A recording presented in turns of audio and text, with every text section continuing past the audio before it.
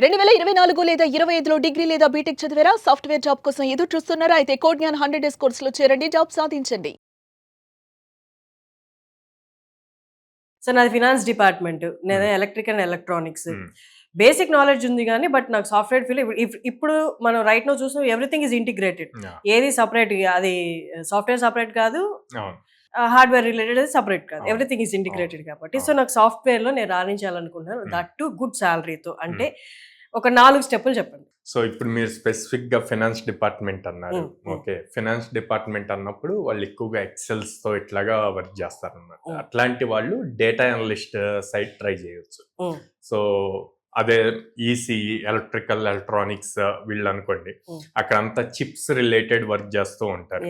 Okay, so embedded వీటి related work చేస్తారు. So దాంట్లో కూడా కోడింగ్ యూజ్ చేస్తారు. సో ఆ coding like C, embedded C, Python, micro Python ఇట్లాగా ఉంటాయి అన్నమాట.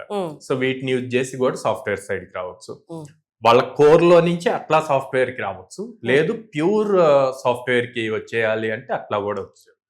సో ఫస్ట్ వీళ్ళకి ఎలక్ట్రికల్, ఎలక్ట్రానిక్స్ కి ఎంతో కొంత ఐడియా ఉంటుందండి సాఫ్ట్వేర్ రిలేటెడ్. వాళ్ళు చేయకపోయినా పక్కన వాళ్ళు బిల్డ్ చేసిన చిప్స్ మీద చేస్తూ ఉంటారు కాబట్టి ఐడియా వస్తుంది. కానీ సివిల్, మెకానికల్ ఇట్లా తీసుకుంటే అసలు వాళ్ళకి ఐడియా కూడా ఉండదు సాఫ్ట్వేర్ సైడ్. అట్లాగా అసలు ఏం ఐడియా లేని వాళ్ళు సాఫ్ట్వేర్ సైడ్ రావాలి అనుకుంటే వాళ్ళు ఫస్ట్ అసలు వాళ్ళు ఏం చేయాలి అనుకుంటున్నారు అన్నది క్లారిటీ రావాలి. ఎలా క్లారిటీ తెచ్చుకోవాలి అంటే ఎన్ని టైప్స్ ఆఫ్ జాబ్స్ ఉంటాయి అన్నది తెలుసుకోవాలి ఫస్ట్. సో ఎన్ని టైప్స్ ఆఫ్ ప్రొడక్ట్స్ ఉంటాయి అన్నది. అంటే మనకి జాబ్స్ తీసుకున్నాం అనుకోండి, ప్యూర్ డెవలప్మెంట్ జాబ్స్ ఉంటాయి, full stack developer, data science, machine learning engineer ఇట్లా జాబ్స్ ఉంటాయి. లేదంటే టెస్టింగ్ సైడ్ ఉంటది. ఓకే, లేదు అంటే గనక యూఐ/యూఎక్స్ ఓన్లీ డిజైనింగ్ సైడ్ ఉంటది అనమాట. సో ఇట్లా డిఫరెంట్ కేటగిరీస్ ఉంటాయి. వాళ్ళు వాటి గురించి రీసెర్చ్ చేయాలి. సో ఎలా రీసెర్చ్ చేస్తాం? మనకు ఆల్రెడీ ChatGPT ఉంది, పర్ప్లెక్సిటీ ఉంది, గూగుల్ ఉంది. సో వీటిల్లో వాళ్ళు ఎంటర్ చేస్తే ఆటోమేటిక్ డీటెయిల్స్ వస్తాయి. ఒకవేళ అలా రాలేదు, ఇంకా కన్ఫ్యూజన్ లో ఉంటే మా కౌన్సిలర్స్ తో మాట్లాడినా క్లారిటీ ఇస్తారు. ఫస్ట్ అది. సెకండ్, ఓకే ఏదో ఒకటి ఫిక్స్ అయ్యారు, ఒక పర్టికులర్ థింగ్ ఫిక్స్ అవ్వాలి, అయ్యింది నేర్చుకోవాలి. అది 4 to 5 months పడుతుందండి అసలు. ఎందుకంటే వీళ్ళకి అసలు ఏం ఐడియా లేదు కాబట్టి స్ట్రాంగ్ అవ్వటానికి 4 to 5 months పడుతుంది. తర్వాత 1-2 months మీరు ప్రాజెక్ట్స్ మీద వర్క్ చేయాలి. ఇప్పుడు సిఎస్సి వాళ్ళు ఒక 4 ప్రాజెక్ట్స్ బిల్డ్ చేస్తే వీళ్ళు 7 to 8 ప్రాజెక్ట్స్ బిల్డ్ చేయాలి. ఆ నాలెడ్జ్ అంత ఇన్డెప్త్ నాలెడ్జ్ రావటం కోసం. ఓకే, సో అది సెకండ్ స్టెప్. థర్డ్ స్టెప్, వీళ్ళు ఏవైతే బిల్డ్ చేశారో ప్రాజెక్ట్స్ వాటిని మనకి ప్రొజెక్ట్ చేయాలి కదా, మన రెజ్యూమ్ లో మెన్షన్ చేయాలి కదా. సో ఫస్ట్ ఆన్లైన్ లో ప్రెజెన్స్ ఇంపార్టెంట్. అందుకని లింక్డ్ఇన్ అకౌంట్ ఒకటి క్రియేట్ చేయాలి. దాంట్లో ఎప్పుడూ యాక్టివ్ గా ఉండాలి. డైలీ చేసే థింగ్స్ ని అక్కడ అప్డేట్ చేస్తూ ఉండాలి. సో అక్కడ వీళ్ళు చేసిన ప్రాజెక్ట్స్ కూడా అప్డేట్ చేస్తూ ఉండాలి. నెట్వర్క్ ని బిల్డ్ చేసుకోవాలి. ఆ నెట్వర్క్ బిల్డ్ చేసుకున్నప్పుడు మీకు ఎక్కడో చోట కనెక్షన్ వస్తుంది, రెఫరల్ రావడానికి ఛాన్సెస్ ఉంటాయి అన్నమాట.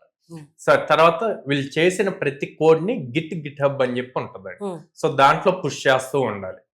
సో అక్కడ ఒక లింక్ జనరేట్ అవుద్ది. ఆ లింక్ తెచ్చి రెజ్యూమ్ లో మెన్షన్ చేస్తాం. ఎప్పుడైతే ఈ రెజ్యూమ్ HR దగ్గరికి వెళ్తుందో, వెళ్ళినప్పుడు ఫస్ట్ మీకన్నా ఆ రెజ్యూమ్ మీ గురించి చెప్తుంది. ఈ లింక్ చూసి తను ఆ లింక్ ఓపెన్ చేసి చూస్తాడు ఆబ్వియస్ గా ఏముంది ఇందులో అని. అందులో వీళ్ళు చేసిన రెగ్యులర్ కంటిన్యూస్ కోడ్స్ ఉంటాయి. అండ్ లింక్డ్ఇన్ ప్రొఫైల్ కూడా మెన్షన్ చేస్తాం కాబట్టి లింక్డ్ఇన్ లో కూడా ఎప్పుడు యాక్టివ్ గా ఉన్నదే కనిపిస్తూ ఉంటారు. దాంతో వాళ్ళకి కొంత ఇంప్రెషన్, పాజిటివ్ ఇంప్రెషన్ పడుతుంది. ఓకే, డెడికేటెడ్ గా ఉన్నాడు, నేర్చుకోవాలి, చెయ్యాలి అన్నది. సో నెక్స్ట్ ఇంటర్వ్యూకి వెళ్ళినప్పుడు ఆ పాయింట్స్ మీకు ప్లస్ అవుతాయి. అంతవరకు. సో ఇంటర్వ్యూకి వెళ్ళినప్పుడు మీకు ఏమొచ్చో వాటి మీద ఎక్కువగా మాట్లాడాలి. మీరు ఏ ప్రాజెక్ట్స్ చేశారు, ఆ ప్రాజెక్ట్స్ ఎందుకు చేయాలనుకుంటున్నారు అన్న పాయింట్స్ క్లియర్ గా వాళ్ళకి మెన్షన్ చేసి, వాళ్ళు క్వశ్చన్స్ అడిగే దానికన్నా మీరు క్లారిటీగా చెప్తే వాళ్ళు అక్కడ ఇంప్రెస్ అవుతారు. అంటే మనం ఎక్కడ స్ట్రాంగ్ గా ఉన్నామో దాని గురించి మనం ఎక్కువ మాట్లాడితే మనం ఇండైరెక్ట్ హింట్ ఇచ్చినట్టే ఇంటర్వ్యూయర్ కి, దాని మీద నన్ను ఎక్కువ అడగచ్చు. మేబీ వాళ్ళు కూడా బ్లాంక్ గానే కూర్చొని ఉంటారు ఇంటర్వ్యూయర్ కూడా, ఏం అడగలుగుతాయి. But depending on your knowledge, resume లో మనం ఏం మెన్షన్ చేస్తాం అన్న దాని మీద వాళ్ళు క్వశ్చన్స్ అడుగుతారు కదా. Okay, perfect. సో ఇట్లాగా 4 steps బేస్ చేసుకొని నాన్ ఐటీ వాళ్ళైనా సరే ఐటీ సైడ్ కి రావచ్చు. అండ్ ఇందాక మీరు అడిగినట్టు ఫైనాన్స్ డిపార్ట్మెంట్ వాళ్ళు అట్లాగా కోర్ సైడే వెళ్ళాలి అనుకుంటే కోర్ లో కూడా ఐటీని యాడ్ చేసుకోవచ్చు. సో మిమ్మల్ని అప్రోచ్ అవ్వడం ఎలా? స్క్రీన్ మీద కనిపిస్తున్న నెంబర్స్ కాల్ చేయొచ్చండి. ఆర్ నేనైతే స్టూడెంట్ అండ్ పేరెంట్ ని డైరెక్ట్ గా విజిట్ చేయమంటాను మా బ్రాంచెస్ కి. సో మేము విజయవాడ మొగల్రాజ్పురంలో ఉంది, and Hyderabad JN2 metro station దగ్గర ఉంది, అండ్ అమీర్పేట్ లో చెన్నై షాపింగ్ మాల్ ఆపోజిట్ లో ఉంది, బెంగళూరు BTM లేఅవుట్ లో ఉంది అనమాట. సో బోత్ పేరెంట్ స్టూడెంట్ ఇద్దరు వచ్చి కౌన్సిలర్స్ తో మాట్లాడి, అండ్ ప్రజెంట్ ఎవరైతే ట్రైన్ అవుతున్నారో ఆ స్టూడెంట్స్ తో కూడా మాట్లాడి డెసిషన్ తీసుకోమంటారు. కోర్ట్ నుండి ప్లేస్ అయ్యే వాళ్ళకి స్టార్టింగ్ శాలరీ ఎంత? 4 LPA యావరేజ్ ఉంటుందండి. 4 lakhs per annum. 4 lakhs per annum. ఇప్పటి వరకు హైయెస్ట్ 18 lakhs. అంటే 18 lakhs వచ్చిన పర్సన్ మీ దగ్గర ఎన్ని నెలలు ట్రైనింగ్ తీసుకున్నారు? 5 months. 5 months. సో విన్నారు కదండి, మీరు కూడా అప్రోచ్ అవ్వాలనుకుంటే కింద డిస్ప్లే అవుతున్న నెంబర్స్ కాల్ చేయొచ్చు, లేదా డైరెక్ట్ స్టెప్ ఇన్ అవ్వచ్చు సార్ చెప్పిన బ్రాంచెస్కి. థ్యాంక్ యూ అండి. Thank you.